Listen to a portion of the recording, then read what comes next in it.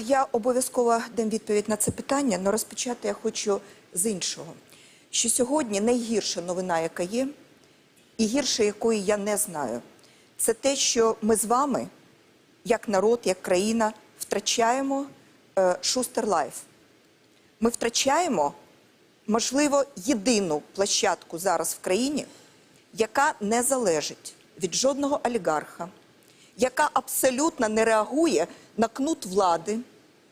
Ми втрачаємо унікальну телевізійну площадку, яка може роззомбувати наше суспільство після тієї локшини, яку по всім олігархічним каналам вішають на вуха. Я можу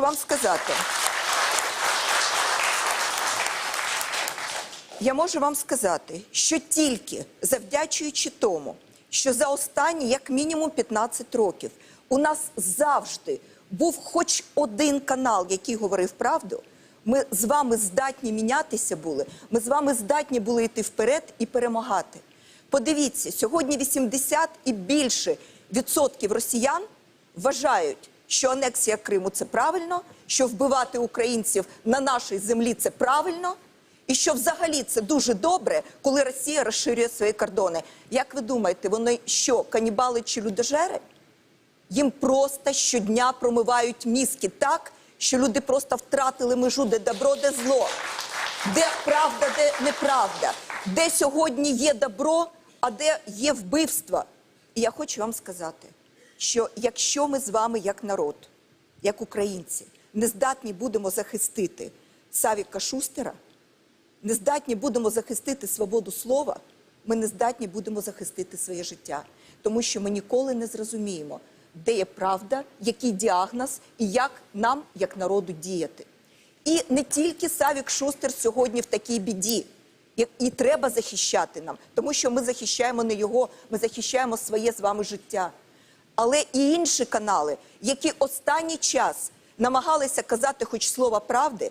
Ви пам'ятаєте 112-й канал, який достатньо так потужно став підніматися, тому що люди відчували, що вони говорять правду. Ви пам'ятаєте, як вони на кожному ефірі говорили, у нас забирають ліцензії, у нас забирають частоти, нас позбавляють цифри, можливо, ми останній день в ефірі.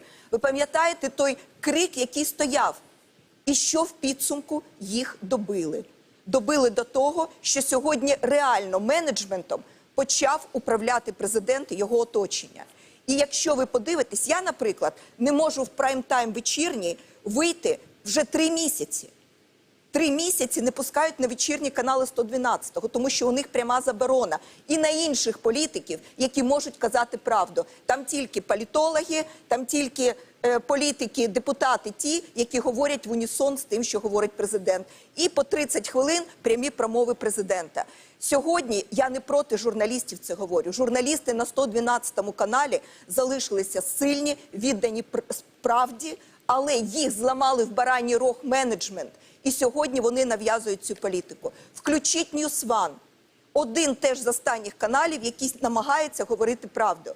Так от, News One випустив у себе на ефірі спеціальне повідомлення, що незважаючи на тиск, незважаючи на те, що їх сьогодні практично репресують, вони не відмовляться від того, щоб говорити правду. Я можу вам сказати, що це вже діагноз.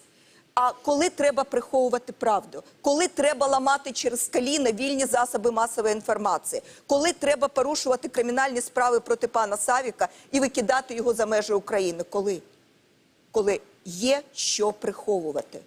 Якщо би треба було говорити правду і показувати правду, ніхто би сьогодні не гнобив всі канали телебачення, включаючи і Інтер. Це не є дружній канал для України, але його підпалили тому, що він критикував одного з міністрів.